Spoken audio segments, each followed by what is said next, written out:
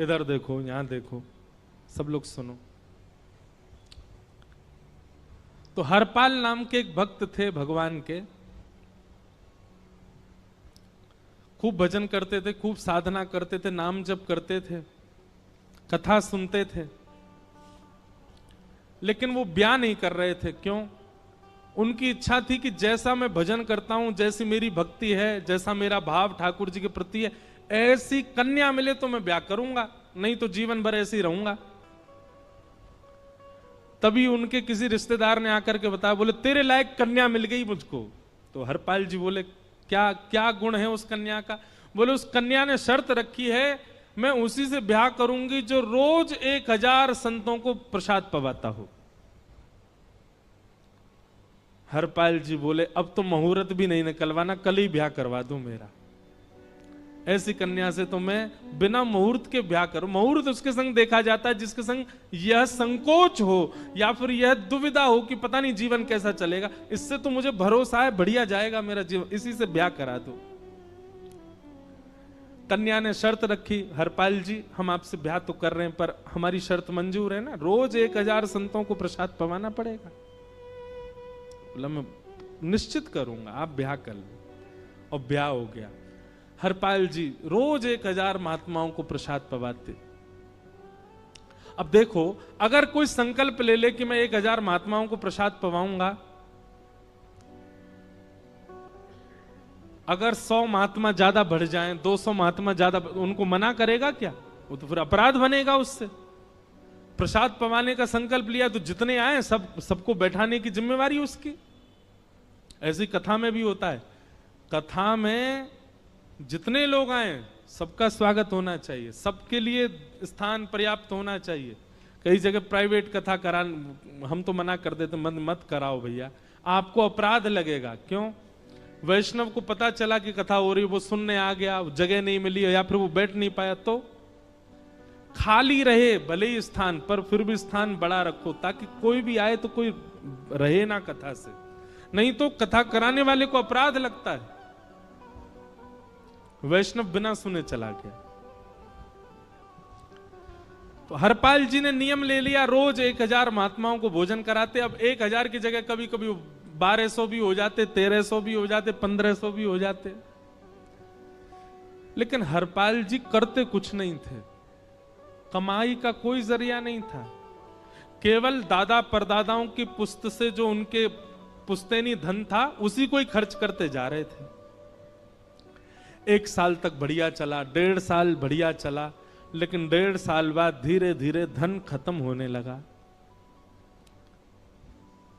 जैसे ही धन खत्म होने लगा, हरपाल जी बड़ी चिंता में आ गए, क्या करें। पत्नी को नहीं बताते थे, क्यों? बोले इससे तो शर्त लगी, इसको क्यों बताऊं अपना दुख, इससे तो शर्त मेरी यही शर्त थी कि रोज 1000 संतों को भोजन कराना। तो हरपाल जी ने बाहर जाते और दुकानदारों के यहां से जाकर के कर्जा लेने लगे। वो पुराने संपन्न थे तो किसी ने कर्जा देने से मना भी नहीं किया, सब देने लगे, बोले ले जा। इतना कर्जा कर लिया, 6-7 महीने तक कर्जे में भी उनके संत सेवा बंद नहीं हुई। 6-7 महीने बाद मांगने वालों ने मांगना शुरू किया, बोले हमारा दो, हमारा दो, हमारा दो। किसी का नहीं दे पाए तो पूरे नगर में ये हो गया कि भैया हरपाल जी अब पहले जैसी स्थिति में नहीं है, कर्जा इनको देना बंद करो, ये देते ही नहीं है पैसा लौटा करके। सब बिगड़ने लगा, धन नष्ट हो गया, इज्जत चली गई, लेकिन उनकी संत सेवा नहीं रुकी, रोज संत सेवा करते। एक दिन मन में विचार करने लगे, अब क्या करूं, अब तो मुझे कोई कर्जा भी नहीं देता, गहने भी सारे बिक गए, धन भी सारा खत्म हो गया। तो हरपाल जी ने मन बनाया कि मैं चोरी करूंगा, और चोरी करके ठाकुर जी, आप लोग मत करना ऐसा, चोरी करूंगा। हरपाल जी चोरी करने जाने लगे, लेकिन हरपाल जी का नियम था कि वो किसी के धन की चोरी नहीं करते थे। संपन्न लोगों के घर में जाते थे और उनकी रसोई घर की सामग्री चुरा लाते थे, चीनी, दाल, आटा, चावल, मूंग, नमक, मिर्च, ताकि भंडारा हो जाए सवेरे। इस प्रकार महाराज चोरी होने लगी। एक घर की हुई, दो घर, अब तो हल्ला होने लगा। बोले कि घरों की सामान, राशन चोरी हो जाता है। वो बड़ा विचित्र चोर है, धन नहीं चुराता है, राशन चुरा के भागता है। ऐसी चोरी होने लगी महाराज। अब तो लोगों ने अपने अपने घरों में पहरेदारी शुरू कर दी कि चोरी ना हो। तो हरपाल जी को और दिक्कत होने लगी, क्या करें, कैसे करें। धीरे धीरे हरपाल जी इस स्थिति में आ गए कि अब संपन्न लोगों के यहां उन लोगों को ढूंढते जो ना कभी संत सेवा करते ना वैष्णव सेवा करते, और उन लोगों के यहां जाकर के थोड़ा बहुत धन चुरा लेते, स्वर्ण चुरा लेते। करना कुछ नहीं, अपना घर नहीं बनाते थे, बसाते थे, संत सेवा करते थे। ठाकुर जी रीझ गए हरपाल से। ठाकुर जी बोले, देखो ये सब चोरी कर करके और मेरे संतों को पवारा है। ठाकुर जी बोले, इस पर अनुग्रह करने जाना है। भगवान सिंहासन से उठ करके तैयार होने के लिए गए, और बढ़िया महाराज नकली सी मूछ लगा करके, ऊपर सिर पर पाग पहन करके, और थोड़ा पेट सा बाहर निकाल के, गले में खूब सारी जंजीर डाल के, हाथों की हर उंगली में अंगूठी पहन करके, सोने की जूतियां डाल करके, कौंधनी सोने की पहन करके, और एक बैंत समझते, वृद्ध लोग लेकर के चलते, बैंत, सोने का मड़ा हुआ बैंत लेकर के ठाकुर जी तैयार हो गए, एक सेठ जी बन गए। लक्ष्मी भैया ने पूछा, भगवान बड़ा सुंदर स्वरूप धारण किया, कहां जा रहे हो? बोले, अपने एक भक्त से मिलने जा रहे हैं। रुक्मणी जी बोली, मैं भी चलूंगी। भगवान बोले, तुम मत चलो, तुम उसको पहचान नहीं पाओगे, तुमसे अपराध बनी जाएगा। बोले, नहीं नहीं, भक्त दर्शन करने मैं तो जाऊंगी। भगवान बोले, जल्दी तैयार हो जाओ। सब लोग इधर देखो, वहां से कोई सामग्री आ रही है, कथा यहां हो रही है, इधर देखो, और फिर हम आंख बंद कर लेंगे, चाहे आप कहीं देखो। आंख खुली है तो हमको ही देखो। रुक्मणी जी एक सेठानी बन गई, ठाकुर जी सेठ जी बन गए, और दोनों ने मन में विचार किया कि हरपाल जी को दर्शन देना है। और यहां हरपाल जी की स्थिति क्या थी? अब संत सेवा के लिए कहीं से भी धन नहीं मिल रहा था। तो हरपाल जी एक मार्ग पर जाकर के बैठ गए और सोचने लगे, कोई धनवान यहां से निकलेगा तो उसको लूट लूंगा, और लूट के भाग जाऊंगा, सारा धन संत सेवा में लगा दूंगा। तभी उस मार्ग पर कोई और तो आया नहीं, ठाकुर जी सेठ बन करके आ गए। और महाराज खूब सारे गहने पहन करके, पाग बढ़िया सोने की जड़ाऊ पाग पहन करके, ऐसे वस्त्र पहन करके, और छम छम करते चलते आ रहे हैं। उन गहने ही बज रहे हैं ठाकुर जी के।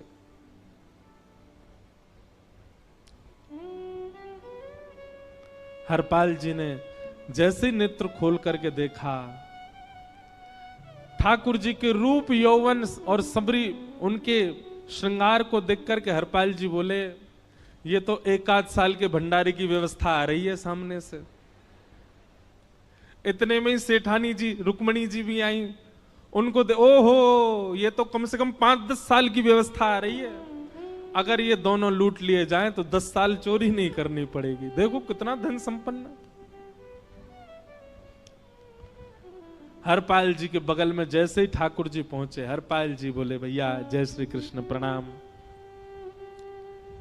ठाकुर जी तो नाराज हो गए, क्या भगवान का नाम बोलता है सुबह सुबह? तुम सब लोग बड़े पाखंडी हो, ढोंगी हो, और हमने सुना इस गांव में एक रहता है, वो चोरी डकैती करता है, और फिर कहते संत सेवा करता है। ऐसी काय बात की चोरी भैया? करता तो चोरी है, भली उससे भली संत सेवा करता हो। नाम उसका हरपाल है, हम सब जानते हैं। भगवान का नाम मत लो हमारे सामने। हरपाल जी समझ गए, वो तो बिल्कुल भगवत विमुख है, इसकी तो एक अंगूठी भी नहीं छोड़नी मुझको, इसका तो सब लेके जाऊंगा। अगर ये बदले में जय श्री कृष्णा बोलता तो एक आध गहना छोड़ देता है इसका में, पर ये तो इतना बिखर रहा है भगवान का नाम सुन के, इसका कुछ नहीं छोड़ूंगा, सब ले जाऊंगा।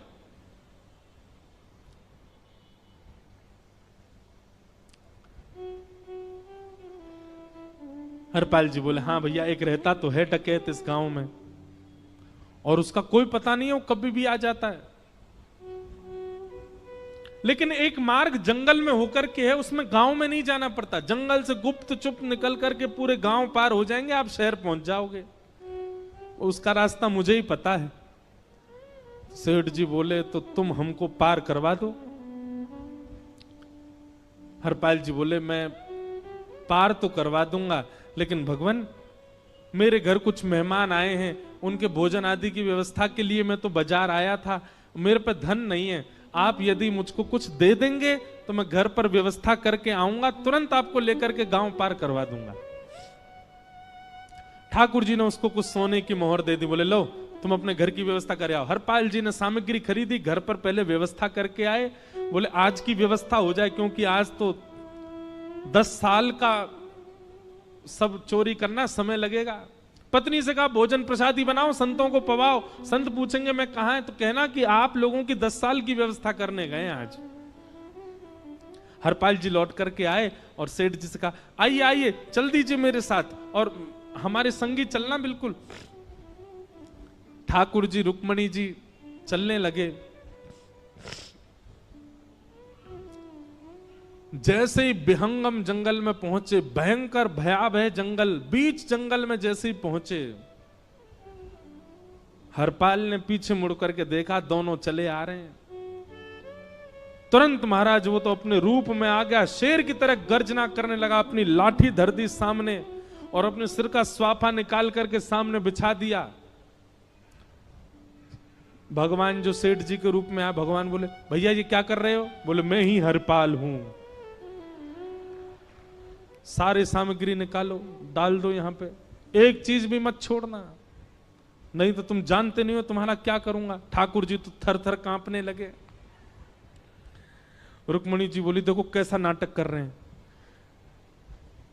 रावण के आगे नहीं डरे थे, कुंभकर्ण के आगे नहीं डरे, हिरण्यकश्यप के आगे नहीं डरे, और वो हरपाल के आगे ऐसे कांप रहे हैं।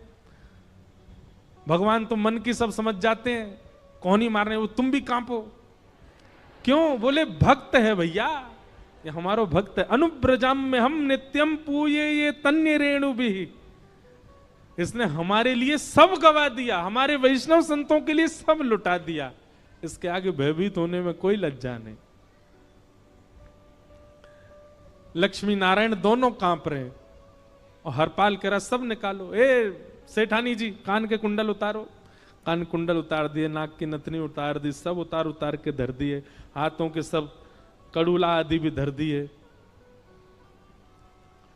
भगवान ने भी अपने सब उतार। बोले बैंत कहां लेके जा रहे, उसको भी धर दो। बोले अरे भैया बुढ़ापे की लाठी, हम गिर जाएंगे। बोले कुछ नहीं गिरोगे, धर दो इसको। जीवन में कभी राम ना, जय श्री कृष्ण बोलने पे चिल्ला रहे थे मुझ पे, रखो इसको यहां पे।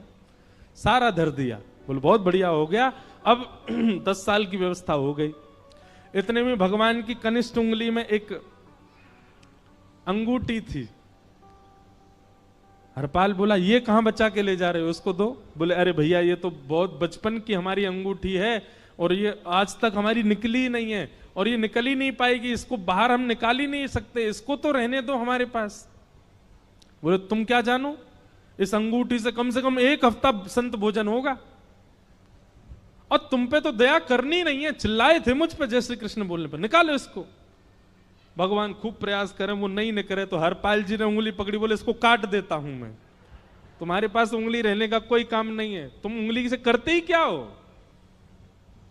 और महाराज जैसे ही उंगली पकड़ करके काटने का मन किया, वो काटने ही वाले थे, इतने में ही द्वारिकाधीश भगवान शंख चक्र गदा पद्म धारण करके प्रकट हो गए सामने।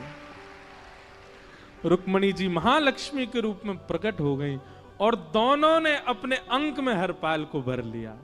हरपाल जी समझ नहीं पा रहे ये क्या हुआ, दूर हटे। बोले नाथ, बोले हम साक्षात द्वारिकाधीश, ये साक्षात रुक्मणी तुम्हारी भक्ति से प्रसन्न होकर तुमको दर्शन देने आए। हरपाल जी घुटने के बल बैठ गए, रोने लगे, सर रख दिया चरणों में, पटकने लगे। बोले नाथ, मैंने अपने नाथ को लूटा, आज मैंने अपने स्वामी के साथ डकैती कर रहा था, मैं अपने स्वामी की उंगली काटने पर मजबूर हो गया था, इसका मतलब तो मैं पापी हूं। मेरा पाप इतना प्रचंड हो गया कि मैं आपके रूप को नहीं पहचान पाया। भगवान ने हृदय से लगा, नहीं हरिपाल, तुमने कभी अपने लिए प्रयोग थोड़ी किया।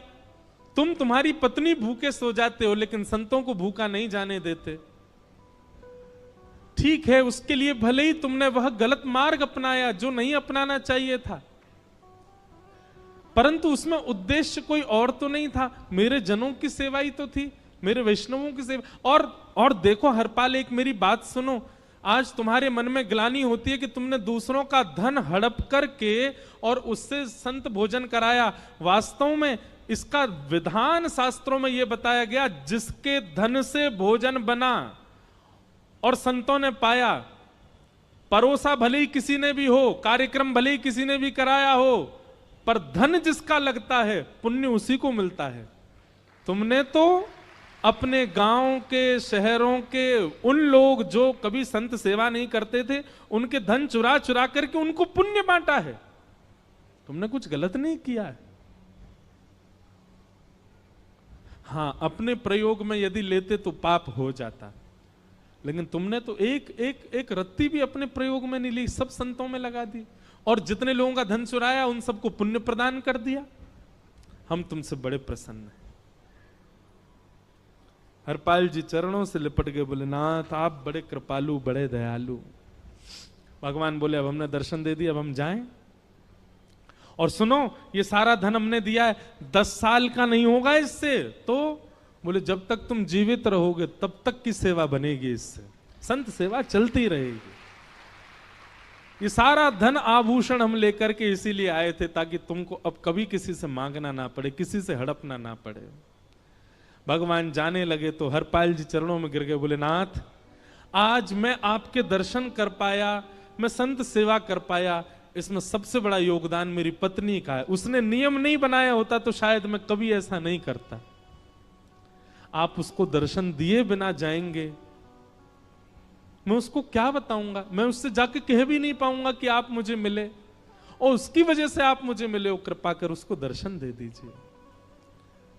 ठाकुर जी बोले ठीक है। तुरंत लक्ष्मी नारायण भगवान ने छोटे छोटे बालकों का रूप धारण कर लिया और हरपाल जी की गोद में बैठ गए, और हरपाल जी अपनी गोद में लेकर के ठाकुर जी को घर पर आए, और आकर के अपनी अरे सुनो देखो कौन आए हैं। जैसे बाहर आकर के देखा तो नन्हे से ठाकुर जी, नन्ही से रुक्मणी जी गोद में बालकों की भांति बैठे हैं। बोले अरे इतने सुंदर सुंदर बालक। बोले बालक नहीं है, ये साक्षात जगन्नाथ भगवान, साक्षात रुक्मणी जी, साक्षात द्वारिकाधीश हैं। तुरंत ठाकुर जी अपने रूप में प्रकट हो गए और दोनों दंपति को दर्शन दे करके भगवान वहां से प्रस्थान कर गए। बोलो भक्त वत्सल भगवान। तो एक भक्त जीवन संगी का प्राप्त होना भगवत दर्शन तक ले जा सकता है आपको। अब जिनके ब्याह हो चुके हैं उनसे तो अब हम कुछ कर नहीं सकते, पर जिनके नहीं हुए हैं संभल जाओ, सुधर जाओ, ठाकुर जी से प्रार्थना करो, और प्रार्थना करके केवल एक ही चीज मांगो, क्या? हम गृहस्थी हैं नाथ, यह गृहस्थाश्रम है, हम इसमें आ चुके हैं, अब कृपा करके हमारे जीवन में जो भी आए वो आपका भक्त आए। लेकिन आपके अथक प्रार्थना करने पर भी ठाकुर जी ने यदि नहीं दिया तो भी चिंतित मत होइएगा। मीराबाई को भी नहीं मिले अनुकूल, करमेती बाई को भी नहीं मिले अनुकूल, सक्कू बाई को भी नहीं मिले अनुकूल पति,